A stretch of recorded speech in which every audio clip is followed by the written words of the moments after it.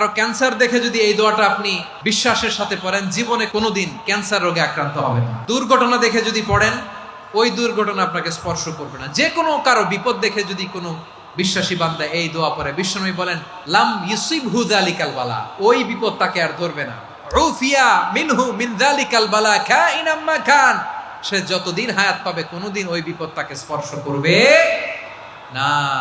অনেক সময় আমরা দেখি হাসপাতালে ক্যান্সারের থার্ড স্টেজে চলে গেছে, লোকটা হ্যাংলা হয়ে চিকন হয়ে হায়রে কি কষ্ট পায় দেখি না।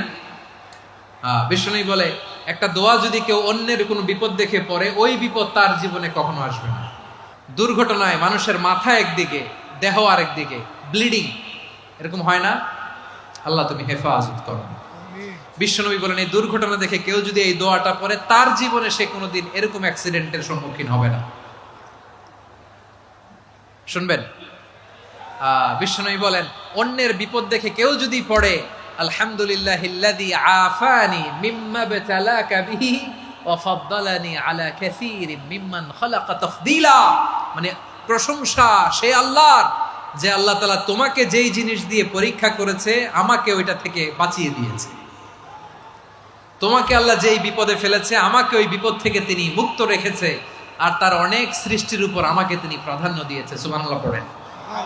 যে কোনো বিপদ, কারো ক্যান্সার দেখে যদি এই দোয়াটা আপনি বিশ্বাসের সাথে পড়েন, জীবনে কোনোদিন ক্যান্সার রোগে আক্রান্ত হবেন না। দুর্ঘটনা দেখে যদি পড়েন, ওই দুর্ঘটনা আপনাকে স্পর্শ করবে না। যে কোনো কারো বিপদ দেখে যদি কোনো বিশ্বাসী বান্দা এই দোয়া পড়ে, বিশ্বনবী বলেন লাম ইউসিবহু যালিকাল বালা, ওই বিপদ তাকে আর ধরবে না। উফিয়া মিনহু মিন যালিকাল বালা কাইনাম মা কান, সে যতদিন হায়াত পাবে কোনোদিন ওই বিপদ তাকে স্পর্শ করবে না। এই দোয়াটা পড়তে রাজি আছেন? বিপদে পড়লেই প্রথমে কি পড়বেন? পটুয়াখালী ভুইলা গেছে। বিপদে পড়লেই প্রথমে ইন্না লিল্লাহ কি বলে নিজেকে আল্লাহর কাছে সঁপে দিতে হয়? হাসবুনাল্লাহ। চরম বিপদে দেয়ালে পিঠ থেকে গেছে, তখন লা ইলাহা ইল্লা আনতা সুবহানাকা ইন্নী কুনতু মিনাজ জালিমিন। এরপরে লা ইলাহা ইল্লাল্লাহুল আযীমুল হালিম, এই দোয়া। আকস্মিক বিপদ, হঠাৎ যেন কোনো বিপদ আমাকে পেয়ে না বসে, এটার জন্য বিসমিল্লাহিল্লাযী লা ইয়াদুররু মা ইসমিহি শাইউন ফিল আরদি ওয়ালা ফিস সামাই ওয়া হুয়াস সামিউল আলিম। সকালে 3 বার, রাতে 3 বার। আর মারাত্মক tension, hyper tension, anxiety, depression থেকে বাঁচার জন্য 2 দোয়া, ইয়া হাইয়্যু ইয়া কাইয়্যুম, ইয়া হাইয়্যু ইয়া কাইয়্যুম, মনে থাকবে? আর আল্লাহুম্মা ইন্নী আবদুক, এই দোয়া।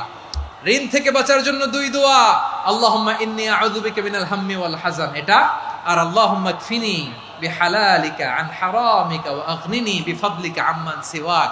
আর সব সময় পড়ার জন্য একটা আমল দিয়ে যাই, উঠতে বসতে, অফিসে যাচ্ছেন, অফিস থেকে ফিরতেছেন, বসে আছেন, শুয়ে আছেন, ছোট্ট এক শব্দে আমরা যেন বেশি বেশি পড়ি আস্তাগফিরুল্লাহ। আওয়াজ করে আমার সাথে পড়ুন আস্তাগফিরুল্লাহ। আবার পড়ুন আস্তাগফিরুল্লাহ। আল্লাহ রাসূল সাল্লাল্লাহু আলাইহি ওয়াসাল্লাম বলেন মান লাজিমাল ইস্তিগফার, যে সব সময় এরকম ইস্তিগফারের সাথে লেগে থাকে, জাআলাল্লাহু লাহু মিন কুল্লি যিকিন মাখরাজা, আল্লাহ তাআলা তাকে কোনো বিপদে আটকান না, সে জীবনে আটকাবে না। যে কোনো বিপদে আল্লাহ তার রাস্তা বের করে দিবে, way out, you will get a way out and solution. সুবহানাল্লাহ। ওয়া মিন কুল্লি হাম্মিন ফারাজা, দুশ্চিন্তা মুক্ত হবে। ওয়ায়ারযুকহু মিন হাইসু লা ইয়াহতাসিব, এমন জায়গা থেকে আল্লাহ রিজিকের বন্দোবস্ত করবে যেটা সে কল্পনাও করে নাই। আওয়াজ করে পড়েন সুবহানাল্লাহ। তাহলে মনে থাকবে আস্তাগফিরুল্লাহর কথা। সব শেষ কথা বলবো, সব শেষ আমার প্রিয় ভাইয়েরা। এটা গেল নিজের বিপদ। কিসের বিপদ? নিজে যদি বিপদে পড়েন, অন্যের বিপদ যদি দেখেন, এটার জন্য একটা দোয়া আছে।